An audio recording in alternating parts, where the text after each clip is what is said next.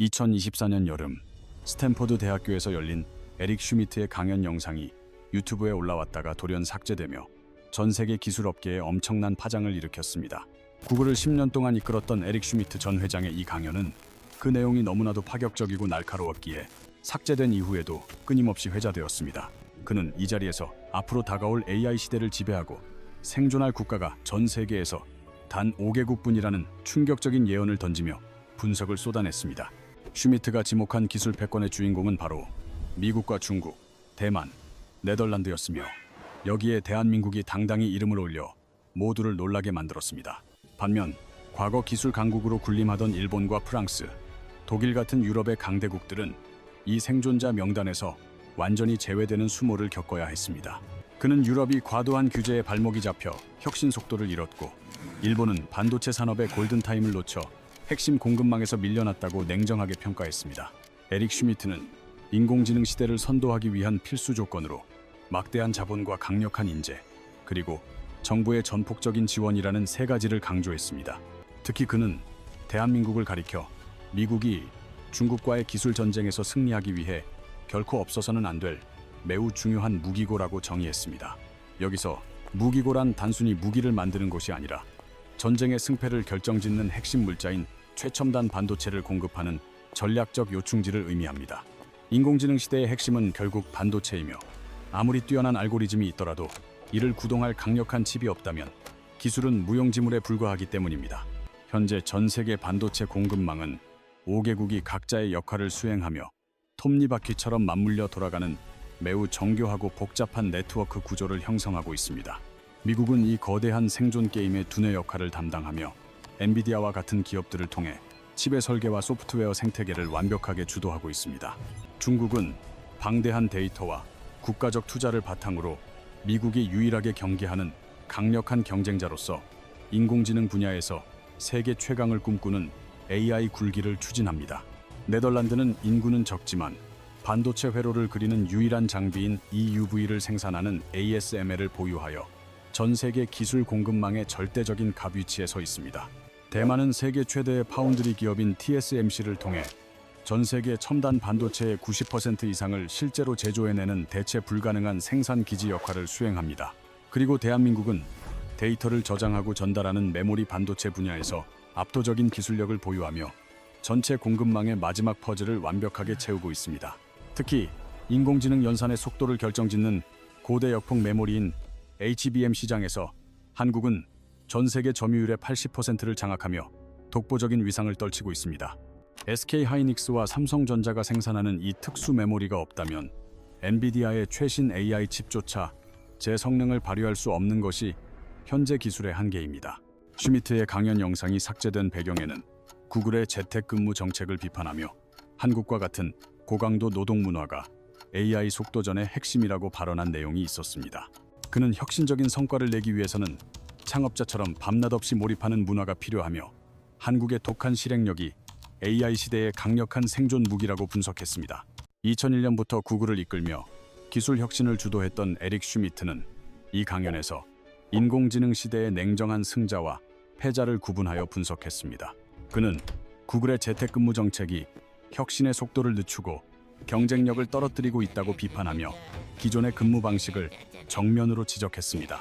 슈미트 전 회장은 앞으로 AI 기술 패권을 쥐고 살아남을 나라가 전 세계에서 단 5개국뿐이라는 충격적인 예언을 단언했습니다. 그가 지목한 생존국 명단에서 독일, 프랑스, 영국과 같은 유럽의 전통 강국들이 대거 제외되자 많은 사람들은 의아해하며 놀라움을 금치 못했습니다. 슈미트의 논리에 따르면 유럽은 과도한 규제가 혁신의 발목을 잡아 미국과 중국이 주도하는 기술 속도를 도저히 따라가지 못하고 있습니다. 과거 반도체 산업의 전성기를 누렸던 일본 또한 변화하는 산업의 흐름을 놓친 후 현재까지 그 지위를 회복하지 못해 명단에서 제외되었습니다. 대한민국이 명단에 오른 이유는 단순히 우호적인 관계 때문이 아니라 미국이 기술 전쟁에서 승리하기 위해 반드시 필요한 무기 공급처이기 때문입니다. 여기서 무기 창고라는 표현은 단순한 비유가 아니라 인공지능 전쟁의 핵심 물자인 최첨단 반도체를 공급하는 장소라는 산업적 분석을 내포합니다. 인공지능 시대의 본질은 결국 반도체에 있으며 아무리 뛰어난 알고리즘을 개발하더라도 이를 구동할 하드웨어 칩이 없다면 결국 무용지물에 불과합니다. 반도체 공급망 네트워크에서 대한민국이 차지하고 있는 현재의 위치는 전 세계 그 어떤 나라도 쉽게 대신할 수 없는 압도적인 수준입니다. 삼성전자와 SK하이닉스가 생산하는 고대 역폭 메모리가 없다면 전 세계를 주도하는 엔비디아의 AI 칩조차 제대로 된 성능을 발휘할 수 없습니다. HBM이라 불리는 고대 역폭 메모리는 인공지능 연산에 필요한 방대한 데이터를 엄청나게 빠른 속도로 주고받을 수 있도록 설계된 특수 부품입니다. 2025년 2분기 기준으로 SK하이닉스는 전 세계 HBM 시장 점유율 62%를 기록하며 시장에서 압도적인 1위 자리를 굳건히 지키고 있습니다. 삼성전자는 시장의 17%를 차지하고 있으며 미국의 마이크론은 21%의 점유율을 가져가며 고대 역폭 메모리 시장의 경쟁 체제를 형성하고 있습니다.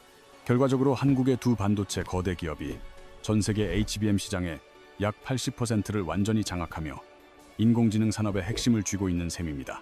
기술 산업의 최전선에서 수십 년간 통찰력을 쌓아온 에릭 슈미트는 이러한 냉철한 데이터와 분석을 바탕으로 한국의 가치를 높게 평가했습니다.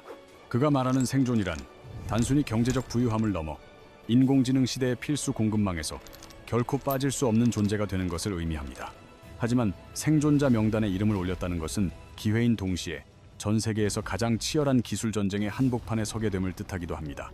다가올 AI 시대를 정확히 이해하기 위해서는 먼저 전 세계를 가로지르는 복잡하고 정교한 반도체 공급망의 내부 구조를 파악해야만 합니다. 에릭 슈미트가 지목한 5개 국가는 바로 이 거대한 글로벌 기술 네트워크를 지탱하고 있는 가장 핵심적인 5개의 축이라고 할 수 있습니다. 미국은 반도체 생태계에서 가장 높은 곳에 위치한 사령탑이자 두뇌의 역할을 담당하고 있습니다. 엔비디아나 퀄컴, AMD 같은 거대 기업들이 전 세계 인공지능 칩의 청사진을 그리는 설계를 완벽히 주도합니다. 설계도가 없다면 아무리 좋은 공장이 있어도 반도체를 생산할 수 없기에 미국의 영향력은 절대적입니다. 여기에 구글, 마이크로소프트 같은 빅테크들이 AI 소프트웨어 시장을 선점하며 플랫폼 권력을 강화하고 있습니다. 두 번째 축인 중국은 미국이 유일하게 경계하며 패권에 도전할 수 있는 체급을 가진 강력한 경쟁자입니다. 중국은 14억 명의 방대한 인구에서 쏟아지는 데이터와 정부 주도의 막대한 투자를 가장 큰 무기로 삼습니다. 화웨이나 바이두 같은 기업들이 무서운 속도로 기술을 추격하며 미국의 독주 체제를 끊임없이 위협하고 있습니다. 이에 위협을 느낀 미국은 첨단 반도체 수출 규제를 강화하며 중국의 AI 굴기를 철저히 봉쇄하기 시작했습니다. 세 번째 축인 네덜란드는 인구가 800만 명에 불과한 소국이지만 AI 강국 명단에 당당히 이름을 올렸습니다. 그 이유는 단 하나, 전 세계 최첨단 반도체 제조 장비를 독점하고 있는 기업 ASML을 보유했기 때문입니다. ASML이 만드는 EUV 노광 장비는 미세한 회로를 웨이퍼 위에 새기는 초정밀 인쇄기와 같은 핵심 장비입니다.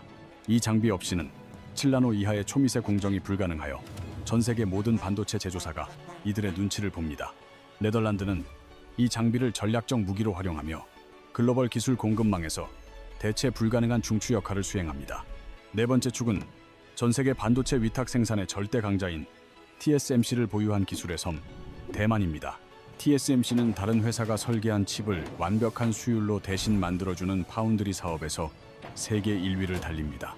애플의 아이폰 칩부터 엔비디아의 AI 가속기까지 전 세계 첨단 칩의 90% 이상이 바로 이곳에서 탄생합니다. 만약 대만 해협에서 충돌이 발생하여 생산 라인이 멈춘다면 인류의 디지털 산업은 즉시 마비될 것입니다. 미국이 대만 방어에 사활을 거는 이유는 민주주의 수호도 있지만 TSMC라는 핵심 자산을 지키기 위함이 큽니다. 이처럼 설계, 장비, 제조라는 각자의 전문 분야를 쥔 국가들이 하나의 거대한 톱니바퀴처럼 맞물려 있습니다. 이 5개의 톱니바퀴 중 단 하나라도 어긋난다면 인류의 인공지능 혁신은 그 즉시 멈추게 될 것입니다. 대한민국의 생존 전략이자 가장 강력한 무기는 바로 AI 연산의 심장이라 불리는 HBM, 고대 역폭 메모리에 있습니다. HBM은 여러 층의 메모리 칩을 수직으로 쌓아 올려 데이터가 오가는 통로를 획기적으로 넓힌 혁신적인 기술입니다. 인공지능이 방대한 데이터를 처리할 때 발생하는 속도 저하, 즉 병목 현상을 해결하는 유일한 열쇠가 바로 이 HBM입니다. 아무리 빠른 연산 능력을 가진 프로세서가 있더라도 데이터를 공급하는 메모리가 느리다면 AI는 제 성능을 낼 수 없습니다. 에릭 슈미트는 바로 이 점 때문에 한국을 미국이 중국과의 기술 전쟁에서 반드시 확보해야 할 무기고라 칭했습니다. 2025년 기준 전 세계 HBM 시장에서 SK 하이닉스는 62%라는 압도적인 점유율로 전 세계 시장의 독주 체제를 구축했습니다.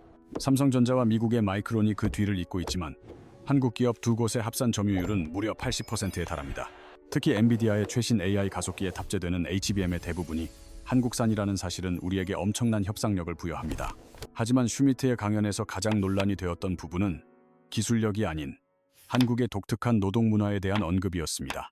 그는 구글의 재택근무 정책이 워라밸을 강조하느라 스타트업 같은 치열함을 잃게 만들어 경쟁력을 약화시켰다고 비판했습니다. 슈미트는 창업자처럼 밤낮 없이 목표에 매달리는 파운더 모드가 AI 시대의 생존을 결정짓는 핵심 정신이라고 강조했습니다. 그가 한국을 칭찬한 이면에는 밤늦게까지 불이 꺼지지 않는 연구소와 공장의 고강도 노동이 기술력을 지탱하고 있다는 시각이 담겨 있습니다. 실제 데이터에 따르면 한국 근로자의 연간 노동 시간은 OECD 평균보다 훨씬 길며 이는 AI 속도전에서 강점으로 작용합니다. 아마존이나 테슬라 같은 미국의 빅테크 기업들도 최근 재택근무를 폐지하고 주 5일 사무실 출근을 강제하며 이 흐름에 동참하고 있습니다.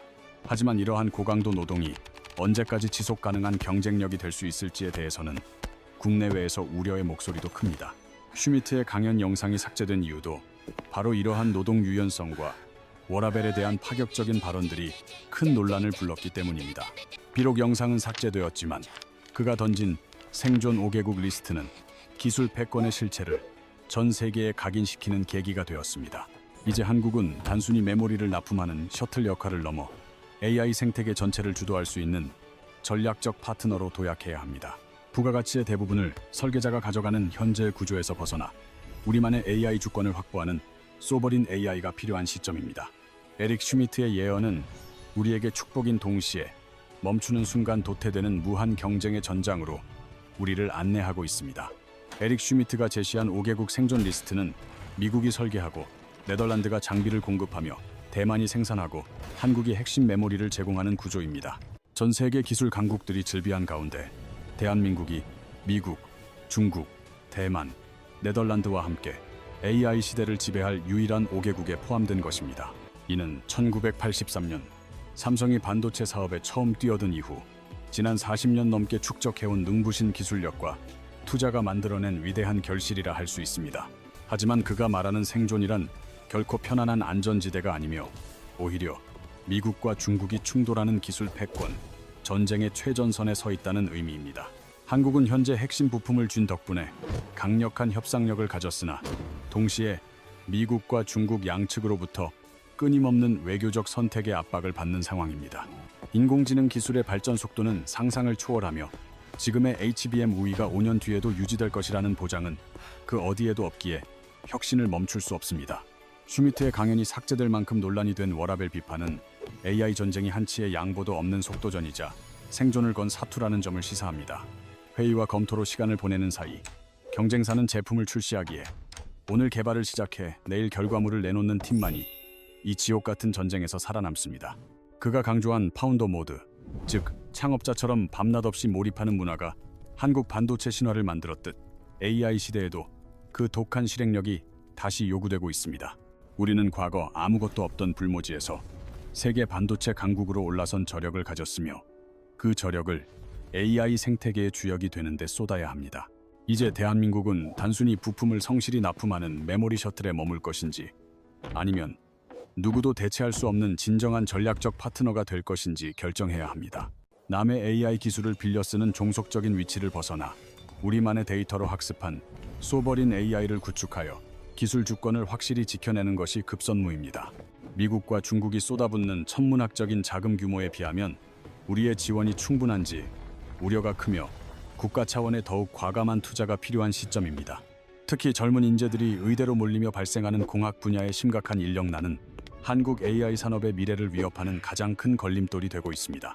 삼성전자는 메모리의 한계를 넘어 시스템 반도체와 파운드리에서 TSMC를 추격하기 위해 고군분투 중이며 이는 국가의 명운이 걸린 중요한 도전입니다. 정부는 반도체 클러스터를 조성하고 세제 혜택을 늘리는 등 기업들이 마음껏 기술 전쟁에 임할 수 있도록 전폭적인 정책적 뒷받침을 이어가야만 합니다. 한때 세계 시장의 절반을 장악했다가 순식간에 주도권을 잃은 일본의 역사가 보여주듯 오늘의 승자가 내일의 패자가 되는 것은 시간 문제일 뿐입니다. 여러분은 기술력과 실행력, 그리고 독한 노동 문화 중 무엇이 한국을 진정한 AI 강국으로 만들 진짜 경쟁력이라고 생각하시는지 댓글로 들려주세요. 다음 편에서는 슈미트가 경고한 AI의 어두운 이면과 리스크, 그리고 미국과 중국 사이에서 한국이 취해야 할 구체적인 생존 전략을 분석하겠습니다.